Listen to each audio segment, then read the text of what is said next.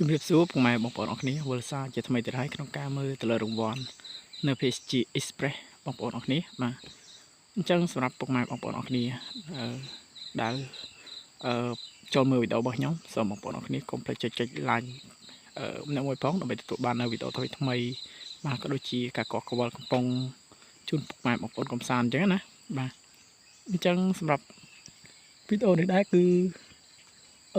ផ្ញើជូនបងទាំងអស់ដែលទស្សនាបាទជាការកំសាន្តផងដែរហើយកុំភ្លេចចុច Subscribe បើសញ្ញារូបដឹងម្នាក់មួយផងដើម្បីទទួលបាននៅវីដេអូថ្មីអញ្ចឹងណាពុកម៉ែបងប្អូនគ្នាអញ្ចឹងសម្រាប់ Express ពុកម៉ែបងប្អូនគ្នាការមើលទៅលើរង្វាន់គឺខ្ញុំចូលចិត្តមើលទៅលើក្រវិលអញ្ចឹងគឺភាគច្រើនយើងស្កេនមើលក្រវិលថាវាចំឆ្នូតនៃប្រឡោះកណ្ដាលក្រវិលអញ្ចឹងណាបាទអញ្ចឹងគឺភាគច្រើនគឺវាត្រូវតែ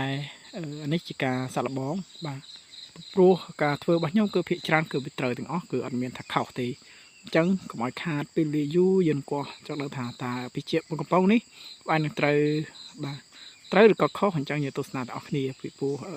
ពីជាតិមួយតែងតែខុសហើយនឹងត្រូវបាទប៉ុន្តែខ្ញុំជឿជាក់ថាវាត្រូវអញ្ចឹងណា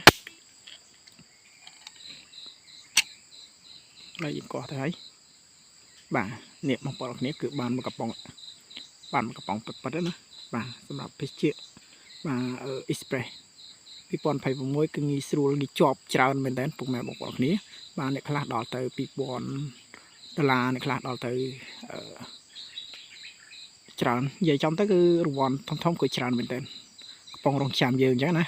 ទម្រាំយើងមកដល់ផាលជាទឹកនំផ្អែមអីមើលទៅបាទអរគុណច្រើនបាយ